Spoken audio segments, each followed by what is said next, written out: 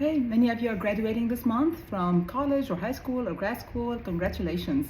We expect so much of young people these days, so the fact that you stuck with it and finished is really incredible, and you should be really proud of yourself. Now starts a new chapter of your life. It's super exciting. There's so much to look forward to. It can be also a little bit overwhelming, but don't worry, nobody's expecting you to have it all figured out. But even most full-grown adults don't have it figured out, in fact. But here are some things that maybe can be helpful. The first thing I want you to think about is who you are. Take some time.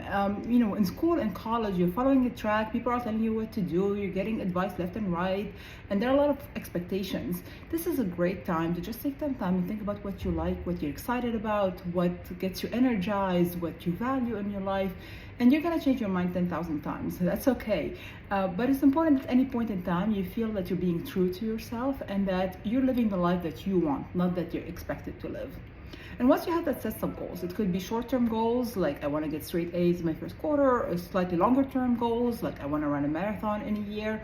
Whatever the goals are, they give you a sense of purpose and direction. So when things get hard, you have something to look forward to. You have a sense of why you're doing what you're doing. And that's really important for motivation and for mental health. Then have a system. You need some way to make sure that you're on track with your goals. You need some way to make sure you're building the right healthy habits to get where you want to get. And you can use an app like Picoast. You can just use a journal or a notebook, whatever works for you. But just have a system in place. Next thing I want you to do is to challenge yourself. Choose hard. It's really easy to reach out for that ice cream or those kitten reels.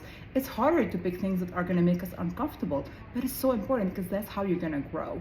Otherwise, you're just going to be stuck with the current version of yourself, which is amazing. But at some point, you're going to get bored of it. You're going to want more. And to be able to do more, you have to grow yourself.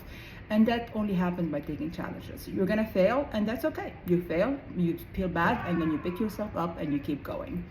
But if you don't want to fail too much, you also have to do the next really important things, which is to be curious, to ask questions, to learn, whether it's small things like how to read a lease or how to cook your favorite meal, or bigger things like how do you use index funds for your retirement accounts, or how do you learn AI for whatever profession you're in.